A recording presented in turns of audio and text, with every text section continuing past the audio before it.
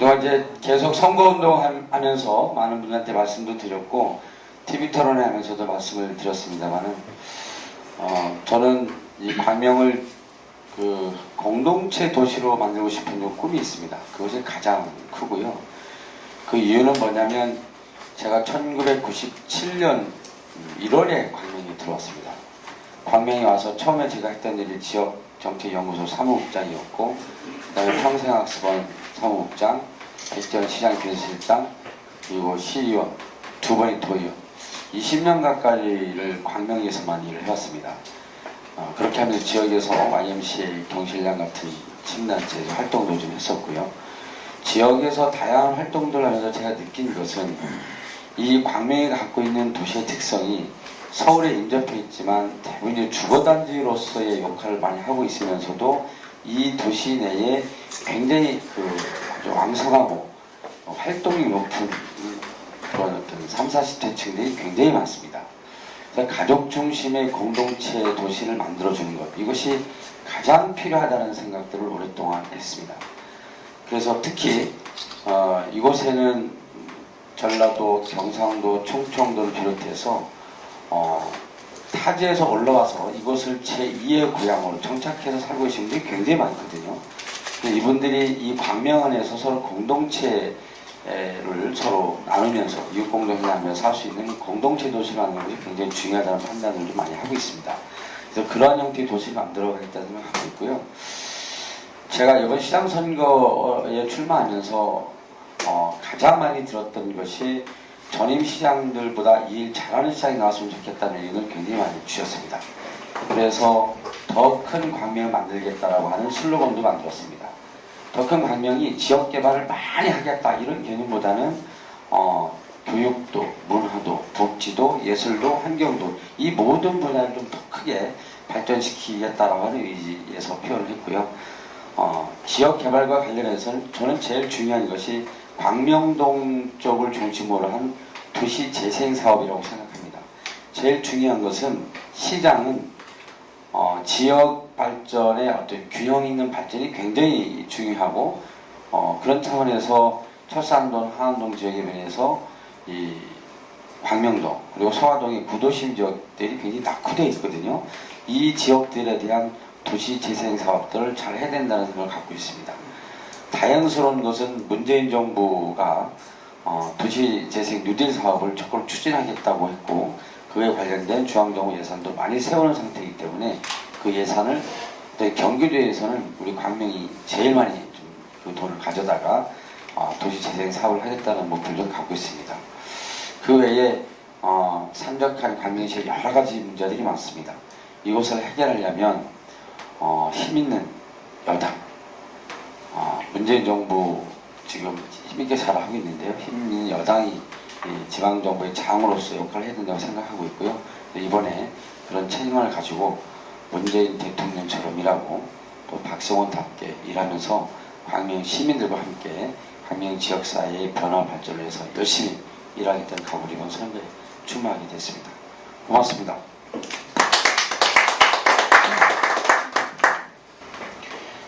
도의원으로서 8년 동안 활동을 했고 그 경험과 다르게 시장으로서의 역할을 어떻게 할 거냐라고 여쭤보셨습니다.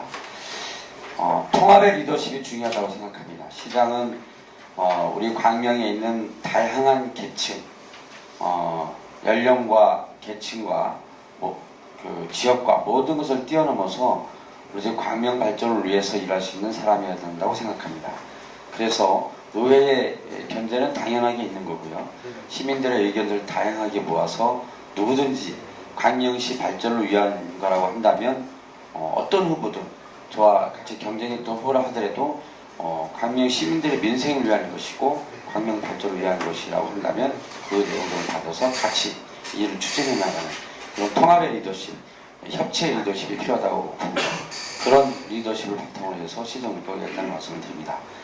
참고로 도의원 시절에 말씀하셨던 것처럼 도의원은 견제와 협력 두 가지 기능을 하는 것이지 않습니까? 초선 때는 견제 위주로 활동을 많이 했습니다. 당시 김문수 도지사 후보의 그 경기도의 재정이 상당히 파탄 지경에 와서 재정 파탄 행정사무조사 특위를 만들어서 경기도의 재정을 튼튼하게 하기 위한 그런 역할을 하려고 노력을 많이 했었습니다만은 여하튼 초선 때는 견제 역할을 많이 했고요. 재선하면서는 대한민국 최초로 연합정치를 하게 됐습니다.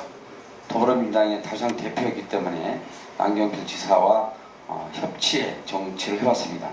그래서 저희 당의 제안은 약 155개 정책들을 협상을 통해서 다 실행할 수 있었습니다. 총 합의된 것은 288개였는데 저희가 제안했던 것들을 그렇게 협상을 통해서 실행했습니다. 싸우지 않는 상생의 정치를 하자라는 약속이었고 그 약속을 지켜냈습니다. 그런 견제와 협치, 협력의 정치했던 경험을 바탕으로 해서 시정 작동했다는 약속을 드리고요. 나머지 두 후보와의 차이에 관련해서 말씀해 주셨는데요. 아주 정확하게 표현하면 한 분은 강명시를 너무 잘 모르십니다. 이제 지방자치는 다양한 분야의 시민의 요구들을 듣고 그런 것들을 정책에 반영하고 그것들을 어떤 갈등을 조정하고 해결하면서 뭔가 좀 시가 하나로 갈 수 있는 그런 능력을 갖춰야 돼요. 그러려면 많은 경험들이 필요하거든요. 이번에 참고로 경기도 의원 중에서 도의원 출신 민주당 의원들이 현역 민주당 의원들이 7명이 경선을 통해서 이번에 단체장으로 공천을 받았습니다. 대단한 결과거든요. 그분들이 전직 보좌관 출신도 있고 또 기초의원 출신도 있고 다양한 분야에 계십니다만은 그런 10년, 20년 정도의 정치활동 경험을 통해서 이렇게 단체장 활동을 하게 되면 굉장히 많은 역할들을 할 수가 있거든요. 그래서 한번은 그런 경험이 많이 부족해서 향후 좀 걱정이다 이런 생각 좀 있고요. 물론 그분이 굉장히 좀 깨끗하고 바른 그런 이미지가 있는 것 같습니다. 그러나 행정은 정치는 그것만으로 되지 않는다고 보고요. 많은 경험이 필요하다고 생각합니다. 또 한 분은 뭐 시장 경험도 좀 하셨고 나름대로 추진력도 좀 있으시고 그런 장점들을 가지고 계시죠. 근데 좀 시대 정신에 저는 안 맞는 것 같습니다. 8년 적폐를 말씀하시는데 국민들이 원하는 그 적폐 청산은 박근혜 이명박 정부로 이어지는 중앙정부의 부패 기득권 세력에 대한 이 적폐, 우리 사회 곳곳에 뿌리박혀 있는 나쁜 정치적 관행이나 사회적 관행들 이런 것들을 척결 해내자는 것이 국민들의 요구이거든요. 그런 측면에서 이 적폐 청산에 대한 국민의 요구는 지속되고 있습니다. 근데 최근 민주당 8년 이 시정에 대한 적폐와 정말 다른 거고요. 잘못 이해하고 계신 것입니다. 국민들의 요구가 다른 거고요. 그리고 지금의 그 시정을 이끌어가는 리더는 굉장히 시민들의 다양한 요구를 들으면서 뭔가 통합적인 리더십을 가지고 가면서 협치할 수 있는 분들이 굉장히 필요한데 한 번은 그 부분에 있어서의 좀 이렇게 아직도 약간 80년대 이전에 그런 리더십을 좀 갖고 계시지 않은가라고 하는 그런 시민들의 걱정들이 좀 있습니다. 물론 두 분들이 갖고 있는 장점들은 만약에 제 시장이 된다면 잘 또 배울 것도 배워서 해야 되겠습니다만 굳이 물어보시니까 그렇게 답변을 드렸습니다. 지정체제로 가는 것이 바람직하다 그런 의견이신 거죠? 그 임대와 관련해서 전에도 한번 말씀을 드렸고 그리고 이제 간담회를 통해서도 말씀을 드렸는데 장기적으로 지정체제로 가는 것이 저는 맞다고 생각합니다. 이유는 공공의 일을 하고 있는 거거든요. 이분들이 시민의 좀 깨끗한 생활 안전을 위해서 일을 하고 계신 분들이기 때문에 그것을 뭐 계속 영리업체로 가는 것은 좀 어려움이 있다. 그리고 유럽이나 선진 유럽을 가보면 대부분 이런 직종들은 다 직영체제로 전환돼서 시가 책임지고 하고 있거든요. 또 우리나라는 아직 그게 다 그 안정적인 이제 체계가 안 돼 있다 보니까 웬만한 것은 다 이제 그 시가 부담되는 것들 위탁 경영하는 형태들이 상당히 좀 많아서 향후에 이분에 대한 정확한 영역을 통해서 비용 절감 문제나 또 고용의 안정성 이런 것들 다 충분히 고려해서 장기적으로 지형체제하는 것이 맞다고 보고요.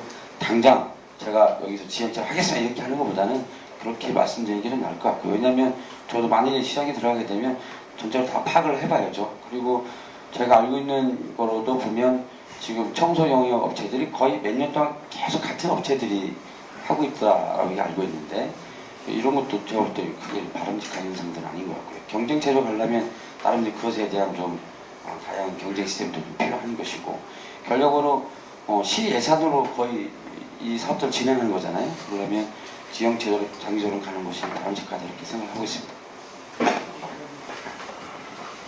예, 서울시당 관련해서는 아마 이번에 처음 공약이 나온 것 같고요. 과거에는 국회의원이나 시장들이 공약을 할 수 없었던 게 서울시가 계속 운영하고 있는 상태였기 때문에 할 수 없는 상황이었는데, 제가 도의원 4년 전에 출마하면서 그때 사실은 이 문제와 관련해서 양대 시장한테 제안을 드렸고 이현주 국회의원한테 제안을 했습니다. 그때 했던 것은 뭐냐면 서울시장을 매입하자는 것은 아니었고, 서울시하고 협의를 해서 그 자리에 대학원, 대학교나 벤처정보센터나 숙박단지를 조성하자, 이렇게 해서 제가 제안을 드렸습니다. 4년 전에.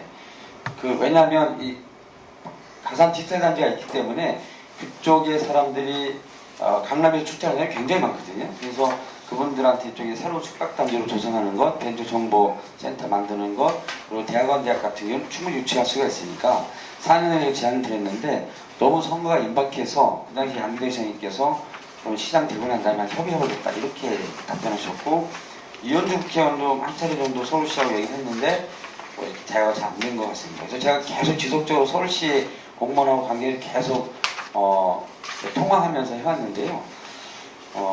제가 경기도에 있으면서 경기도시공사, 그리고 경기도 주택실장, 그리고 경기연구원, 이 세 개 기관하고 수차례 제가 간담회를 했어요. 그리고 서울시에 이제 전문위원도 불러서 이 문제에 협의를 며칠 했습니다. 그래서 세 가지 정도 그때 저는 가지고 있는데, 하나는 서울시장과 경기도 땅을 서로 빅딜하는 거. 경기도의 땅이 송파에 있습니다. 송파 학사. 이게 경기도 땅이거든요. 이걸 맞바꾸는 거를 제안했는데 그게 사이즈가 너무 차이가 많이 나는 거예요. 그래서 양경필 지사한테 얘기하고 양생한테 얘기하고, 공식적으로 제가 기억나시는지 모르겠지만 2년 전에 상공위에서 하루식 때 제가 공식적으로 제안을 드렸거든요. 근데 아무도 관심을 안 가져서 제가 경기도에 수차례 논의했는데, 결과적으로는 양 시장님이 빅딜을 하기로 했는데 사이즈가 안 맞아서 그걸 폐기를 했고, 그 다음에 서울시하고 협의를 해서 이것을 광명시의 입맛에 맞게끔 하는 건데 이거는 잘 안 됩니다. 서울시가 욕심이 더 많기 때문에. 그래서 어쩔 수 없이 선택한 것이 매입 방법입니다. 서울시는 매각을 하겠다는 입장입니다. 서울시 김정욱 정무부시장을 제가 만났거든요. 만나서 구체적으로 협의를 했는데, 서울시가 원하는 건 뭐냐면 기재부 땅하고 맞바꾸는 겁니다. 서울시가 원하는 거는. 서울시 기재부 땅이 있어요. 근데 그 땅을 서울시한테 주고 이거를 기재부한테 주겠다는 거예요. 근데 기재부가 그걸 원하지 않습니다. 서울시는 그걸 좋아하고. 근데 이것도 굉장히 많은 절차가 거치기 때문에 이것도 어렵다고 저희들이 판단했고, 그러면 실제로 광명시가 매입을 해서 이것을 광명시 실장이 맞게끔 개발하는 것들이 필요한데, 문제는 돈이죠. 근데 공채지가가 아마 1,700억, 600억 정도 되는 것 같습니다. 근데 이것은 협상을 통해서 할 수밖에 없고요. 이 과정에서 중앙정부하고 또 경기도하고 우리 당 경기도시가 되면 같이 협의해서 방법을 찾아야 됩니다. 그런 구체적인 방법, 앞으로도 여러 가지 협상 과정이 전략들이 필요하기 때문에 나중에 이제 자세히 말씀 같이 드리는 게 좋을 것 같고요.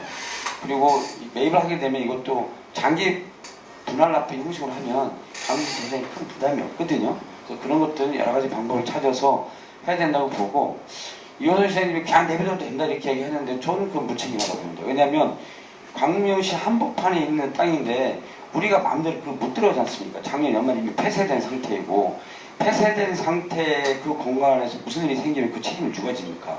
광명시장이 져야 되거든요. 광명시에 있는 땅이니까. 그리고 또 하나는 시장은 도시의 미래를 설계해야 할 책임과 의무가 있습니다. 광명시는요, 아시겠지만 체육, 문화, 복합시설이 굉장히 부족합니다. 경기도에 비해서도 부족하고, 전국의 인구 10만 명당 이런 문화시설 같은 경우가 5개인데 광명은 2.3개거든요. 절반밖에 안 돼요. 그래서 광명이 이런 문화 체육 복합시설 더 많이 질 수 있는 것도 필요하고 그 공간을 벤처 정보 센터를 만든다든지 다양한 형태로 해서 가맹 실정에 맞게끔 개발하는 게 맞고 이번 기회에 방식당을 해서 도시 설계해서 가지고 가야 저걸 계속 안겨주면 우리는 관리할 운영 여기에 있는 땅인데 다른 사람이 관리하는 게 많이 안 되잖아요. 그럼 이번에 책임있게 하는 것을 맡아보고요. 제가 그 평생학센터 사무국장 할 때 자원봉사센터 소장을 겸직해서 했습니다. 초반에. 이걸 하면서 전국 회의를 다니다 보니까 이거는 보니까 딴 데는 막 직영으로 하는 데도 있고 그 다음에 위탁하는 데도 있고 그런데 위탁하는 데는 위탁체 마음대로 하고 직영체제는 일을 좀 안 하게 되더라고요. 그래서 제가 이거는 재단법인으로 만들어서 별도로 이분야의 전문가들을 자리에 앉혀놓고 민간에서 충분히 활동하게끔 해야 된다라고 제안해서 제가 비서실장으로 들어와서 그 당시 백재현 시장님 때 제안해서 재단법인으로 제가 제안해서 만든 겁니다. 근데 이 자원봉사센터는 말 그대로 많은 시민들이 자원봉사 활동할 수 있도록 홍보하고 교육하고 네트워크 사업들 하는 것에 대한 기본 원칙을 가져야 되거든요. 근데 이 자원봉사센터에 있는 단체들이 예산을 지원받아서 하려고 하는 형태에 집중되어 있으면 안 된다는 게 제 생각입니다. 물론 자원봉사 단체들이 충분히 활동할 수 있게끔 하는 배려나 지원은 충분히 가능하지만 그것이 너무 예산에 의존한 형태로 가는 것은 바람직하지 않다고 보고요. 누구든지 자연스럽게 광명시 누구나 1인 1명 이렇게 자원봉사할 수 있는 그런 형태의 어떤 큰 틀에서 일단 캠페인을 전개하는 것이 바람직하다고 보고요. 소수 중심으로 이렇게 단체의 이익적 관점을 이렇게 보장하는 형태의 어떤 좀 지향할 수 있도록 이건 새로운 형태로 좀 잘 진단해서 계획해 나가도록 하겠습니다. 이제 지금 말씀하신 이제 뉴타운이나 재개발 관련돼서 도적법 말씀하신 것 같고요. 제가 말씀드린 거는 그 문재인 정부가 도시재생 뉴딜 사업을 하겠다고 해서 연간 50조, 연간 5년 동안 50조를 쓰겠다고 처음에 공약을 했었는데 금액 좀 준 것 같습니다. 근데 그게 한 4가지 정도의 사업으로 추진이 되는 것 같아요. 하나는 이제 정부가 주도해서 하는 게가 있고 또 시에서 제안해서 하는 게 있고 그 다음에 주민 맞춤형 공모형이 있고 또 민간 기업과 시가 협의해서 하는 거 4가지 사업을 진행하고 있거든요. 그 4가지 사업의 유형에 맞게끔 중앙정부에서 예산을 따오든 또 경기도에서 예산을 따오든 이런 방식으로 시 예산을 포함해서 이 도시재생 사업을 하겠다는 그 내용이고요. 거기에 좀 다양한 형태의 주차장도 건립할 수 있고 여러 가지 사업들이 있습니다. 네, 오늘 고생 많으셨습니다. 박수로 마무리하겠습니다.